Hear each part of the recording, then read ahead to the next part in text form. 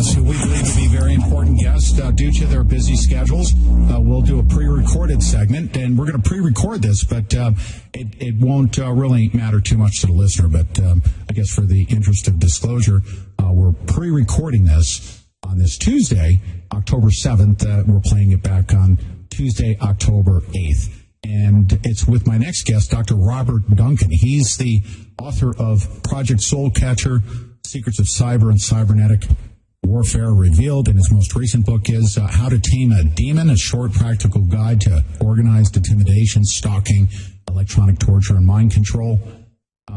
He has been on numerous radio shows, including this one, actually. He participated in the Mind Control Marathon a few months back, and hopefully will participate in our future one that we have being planned as we speak.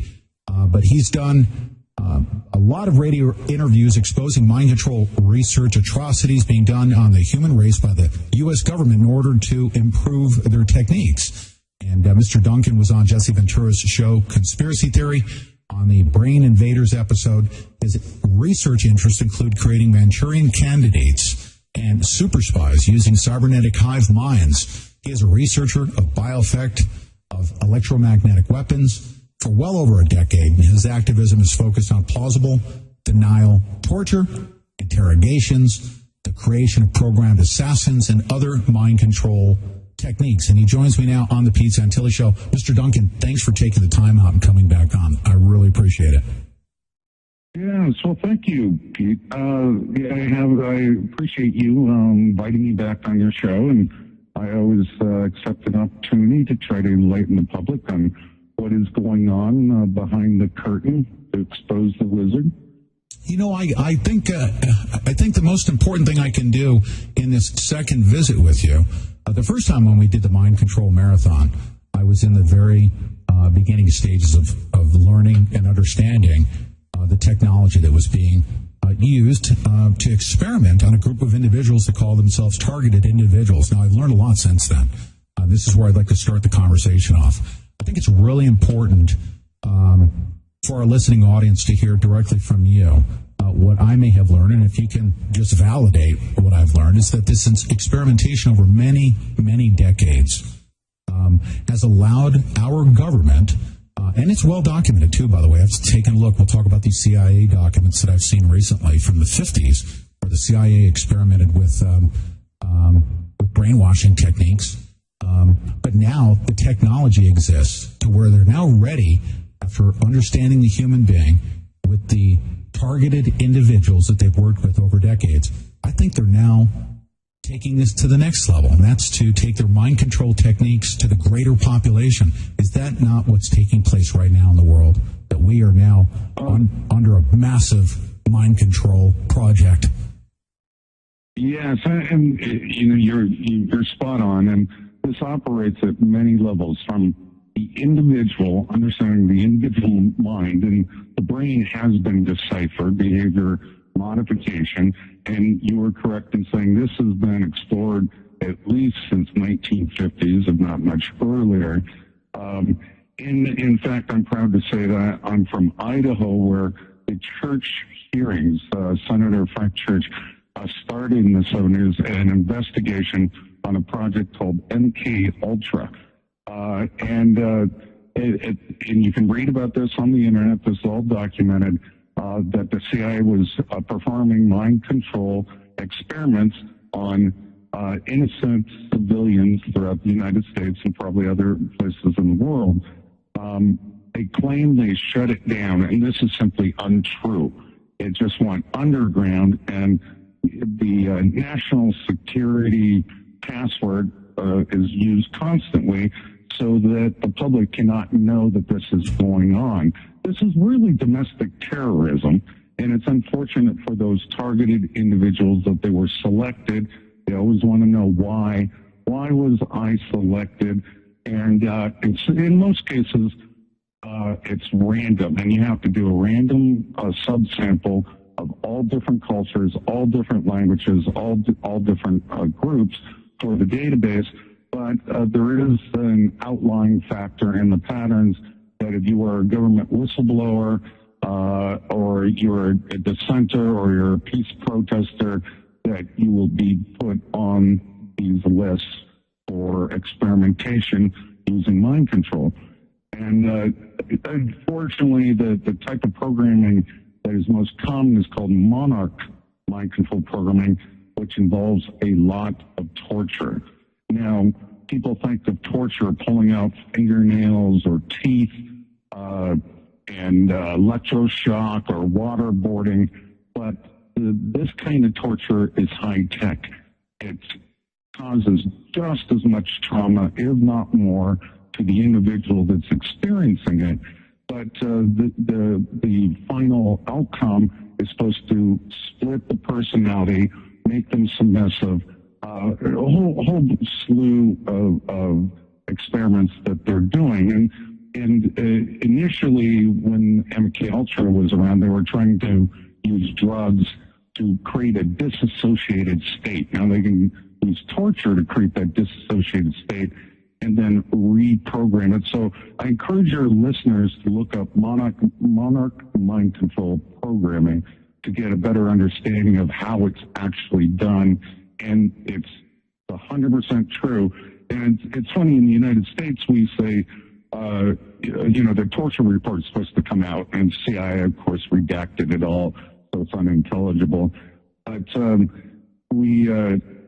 even the Chinese water torture is called the Chinese water torture, and that's just one drop of water every 3 seconds on the forehead. Something that's repetitive can be used as a torture.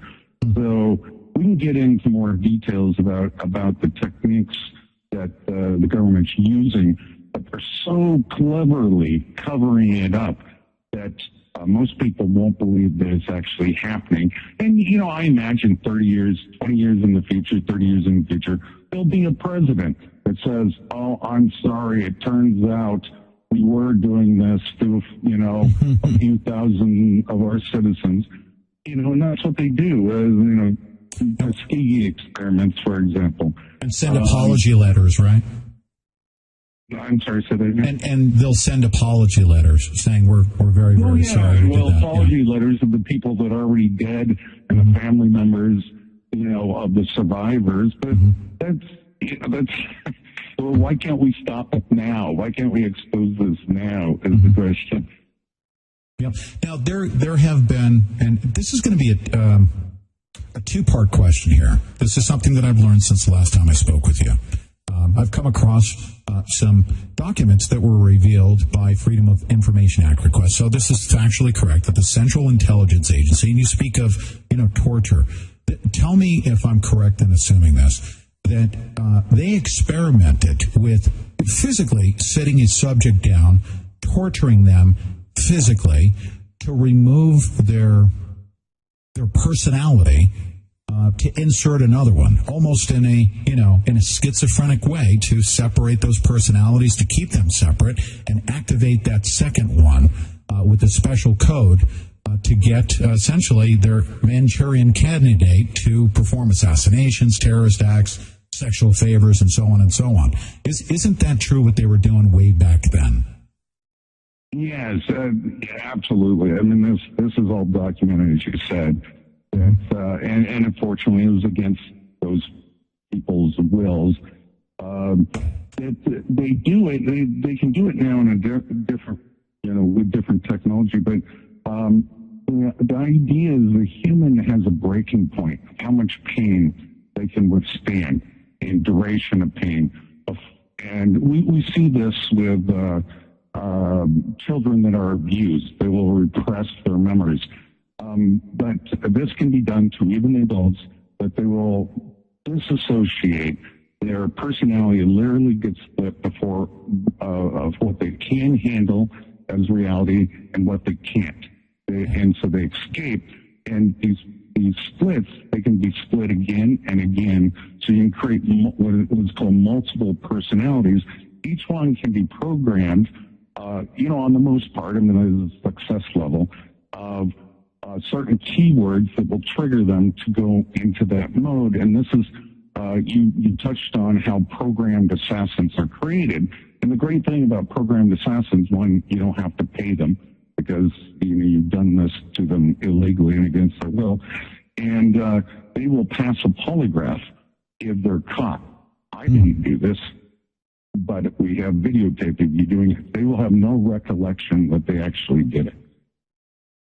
And a lot of these mass murderers and shooters that we hear about at these events, they typically are in a fog and don't really know or recall what has happened to them. It seems that they have that same signature. Now, when we come back from this break, my next question is, the purpose of the torture is to essentially, as I understand it, subject an individual to trauma to get their regular personality that normally wouldn't perform these functions to essentially just hibernate in your body so that they can bring in that new personality. It's to inflict trauma. So let's talk about that when we come back. And also, do they now have the technology to do this, to traumatize and to torture remotely? Biotelemetry. I want to talk about that when we come back from the break with Mr. Robert Duncan. We'll be right back, ladies and gentlemen.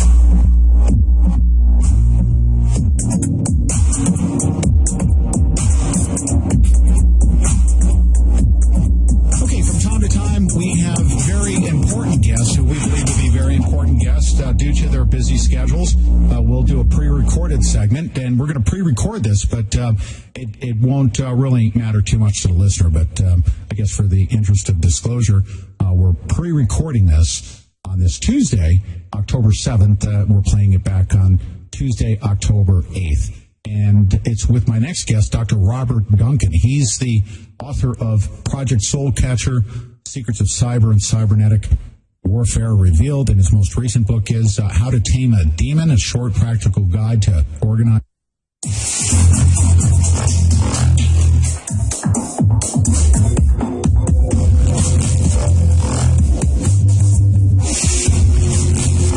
Okay, I'm back with Mr. Robert Duncan, and my question had before the break was, is the purpose of inflicting torture upon an individual just to cause their personality to, I'm using the term, to kind of hibernate and just go away and then to insert that new personality. And you said that they could fracture their personalities many different times. Is that true what they experimented with back in the 50s? And now, can they inflict torture upon their targeted individual remotely? Yes, it's really an incredible technology, and it's not just technology. It's the psychological warfare. I mean, they have been perfecting this for a long time. They're not going to give it up. We accuse the Chinese of having it or the North Koreans, but this has been going on for a long time. And of course, the United States is the best at military techniques and intelligence. So there are people throughout history you got to wonder about. The Hinckley, or the guy who killed Kennedy, or the guy who killed John Lennon, or the guy who was a Harvard grad like myself, the Unabomber, or the Navy Yard shooter. I mean, the Navy Yard shooter is the most obvious example because he actually wrote my ELF weapon, and the mass news media pretended they didn't know what ELF weapon meant. And you can Google this, and this is part of my field of study, but this is extremely low frequency weapons that interfere with the brain patterns of an individual.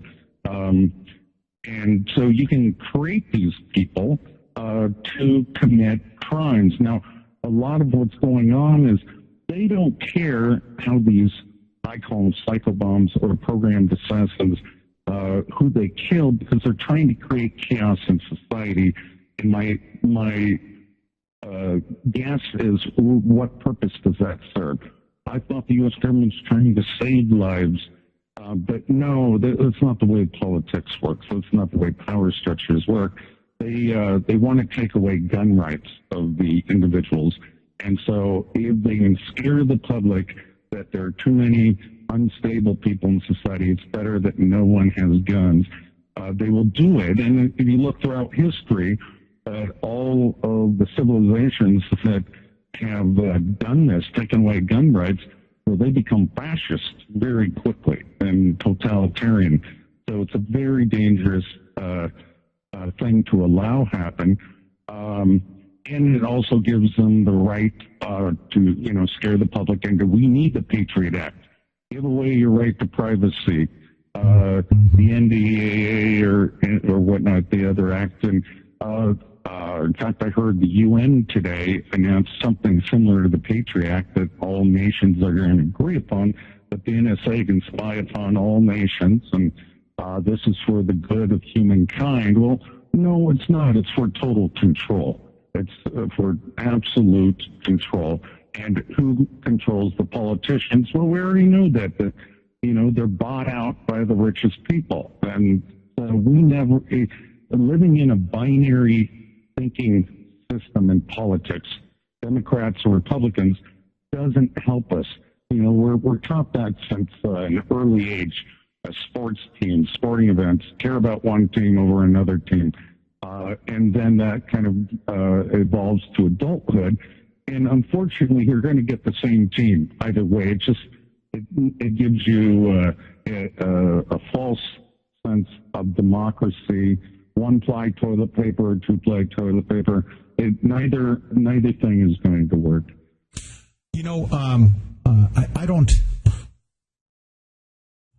I don't know if you can.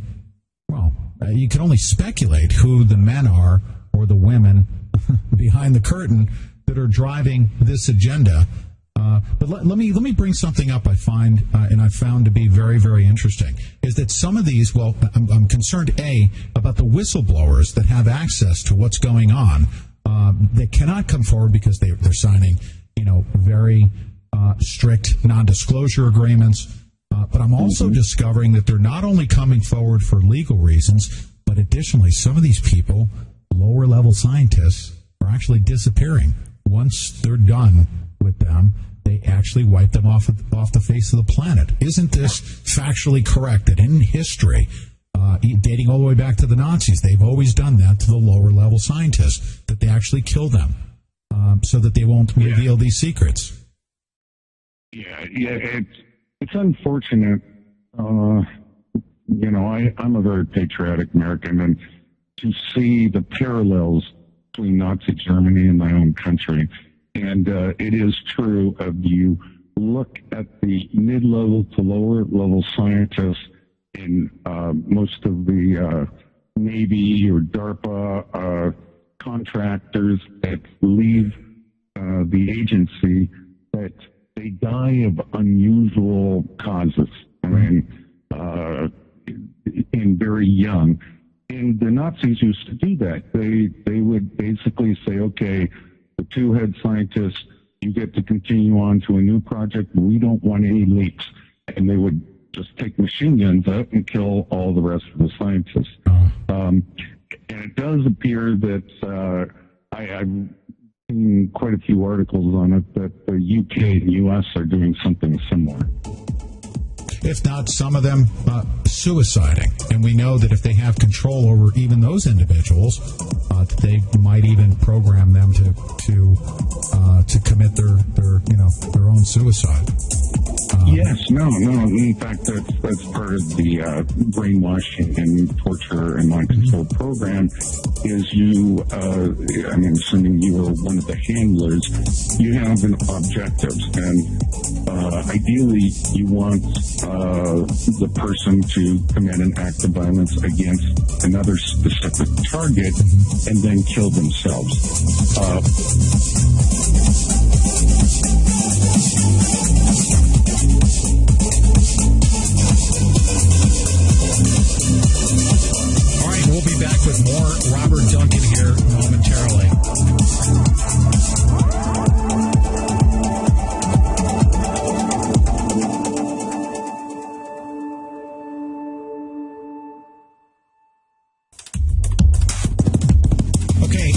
come back, I want to remind you I'm back live right now.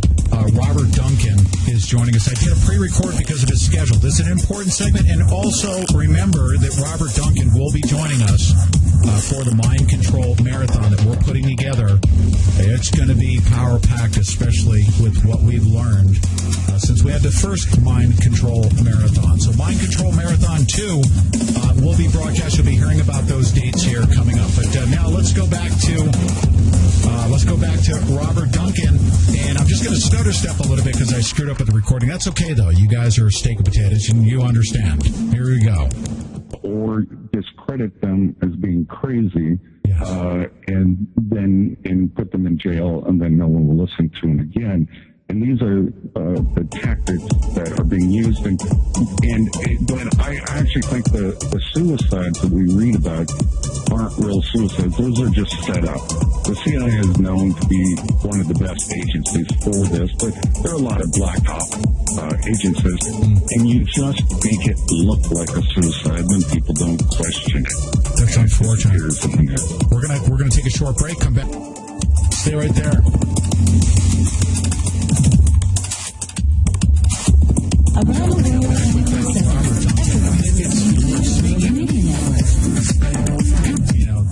No matter how you slice it or dice it, it's happening covertly, but ultimately, as we're learning about what they've done, dating all the way back to the Nazis, I mean, these are crimes against humanity. The military-industrial complex, the intelligence services are perpetrating these crimes against humanity.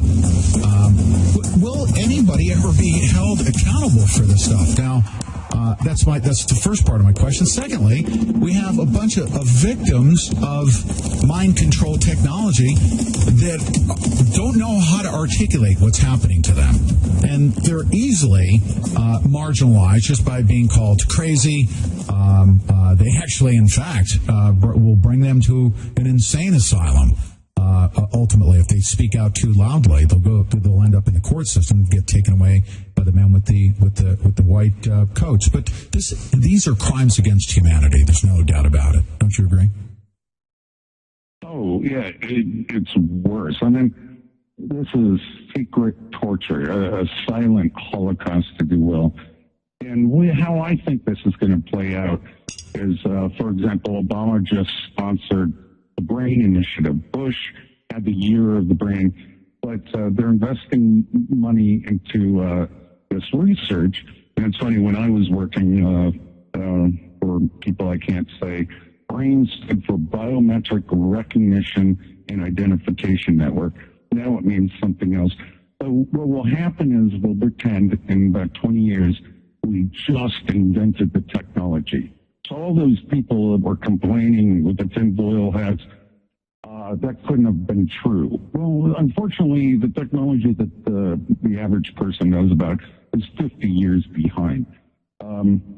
And this technology not only can be used on the individual, but it can be used over population. So back in the 70s, there was a colonel, and I want to say the Air Force Intelligence Agency, that came forward and said the Soviet Union is bombarding the United States with these microwave signals.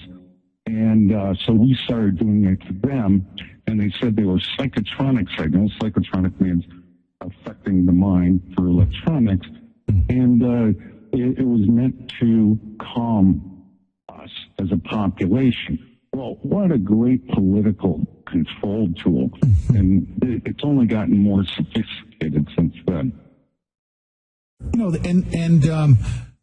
Their entry into experimentation with this technology is always, for some good purpose. And then through their compartmentalization, they start to develop these technologies. Scientists aren't really fully realizing what the end game is as they're working at that, on that compartment or that part of the project.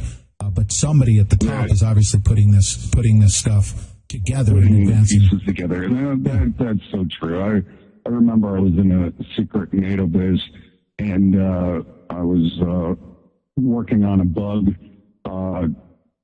which I actually fixed to track the Soviet nuclear submarines for the artificial intelligence portion of it.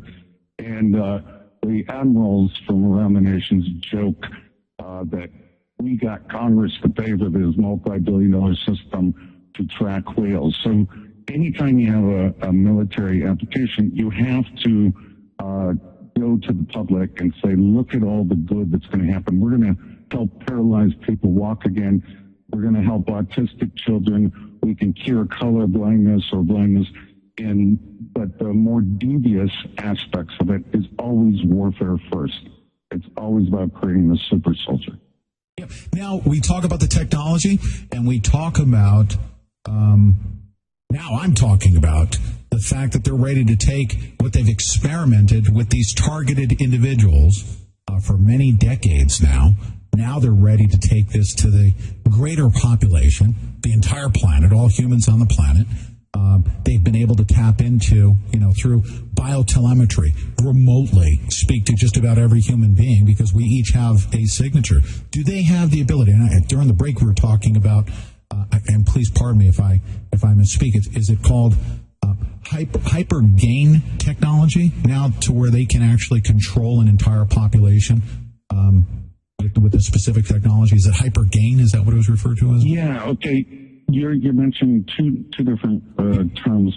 Yes. One is cyber hiding, which the CIA has been studying for a long time, and it has many different purposes.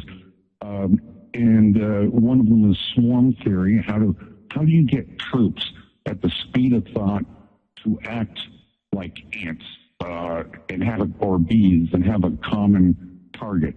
And be able to communicate at the speed of thought. So that's one aspect of it. Hyper game theory is something that they're testing on TIs. TIs want to know, why am I being targeted?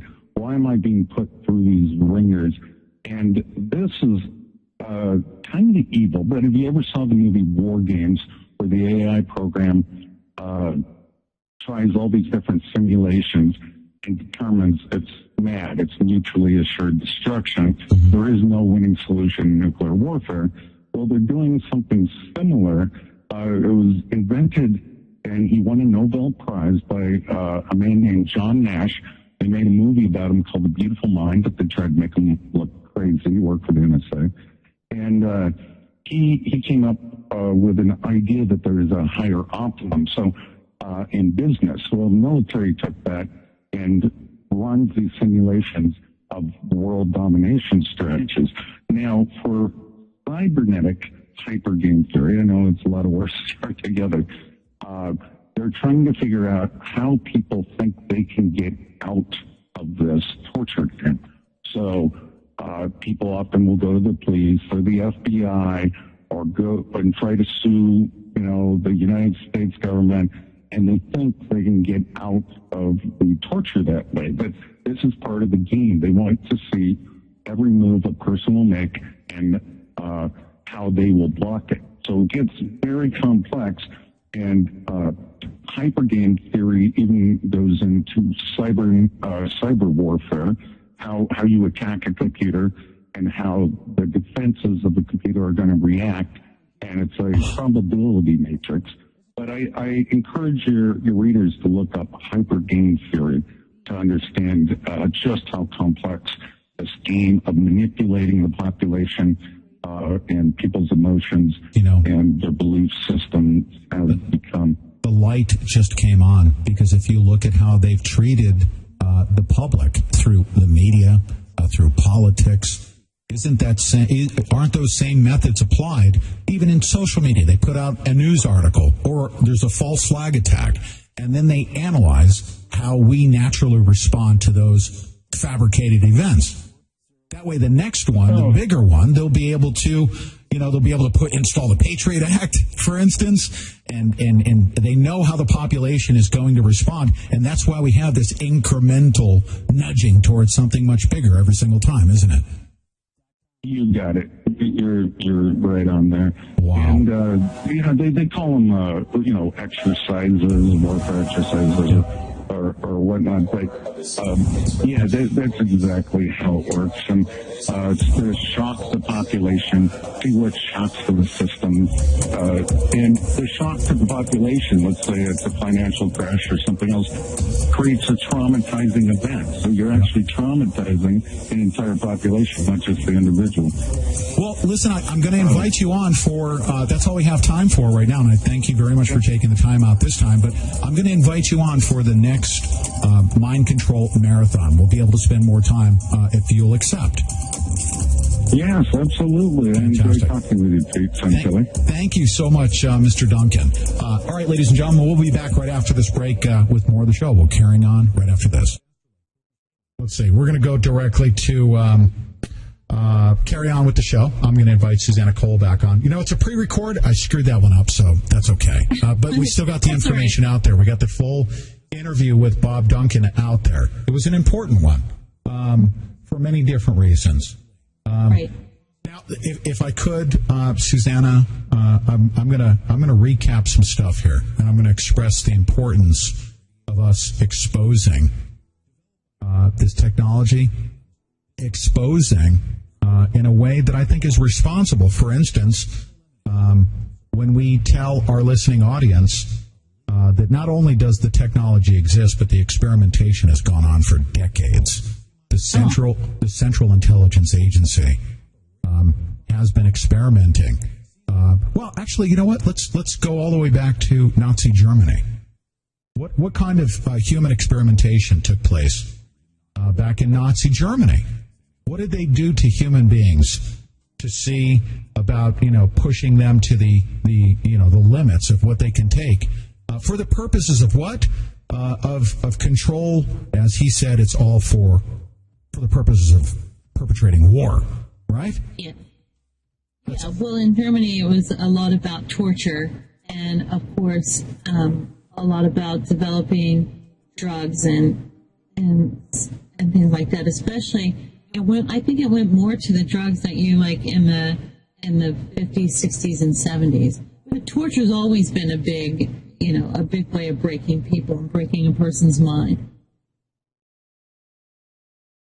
Well, this is the way I understand it, and tell me if you understand it the same way.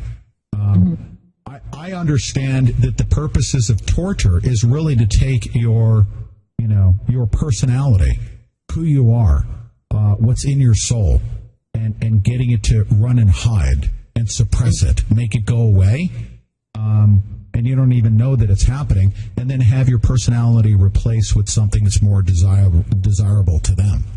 Right. They know by inflicting torture upon you, your personality will shut down and it will hibernate. And then that's the opportunity for them to insert another personality. And he says that there's multiple layers. They can actually put multiple personalities inside of you and then activate it at their will, okay, through hypnosis and things like that. Now, that was experimented with, and we know it's documented. The CIA has actually provided documentation in a Freedom of Information Act request. In fact, we're going to provide links to all of those documents in this episode. Ladies and gentlemen, this is not conspiracy theory. No, it isn't. That's the most important thing that I can convey here. What we're talking about is not for the purposes of, making good radio. In fact, I would much rather not be covering this topic.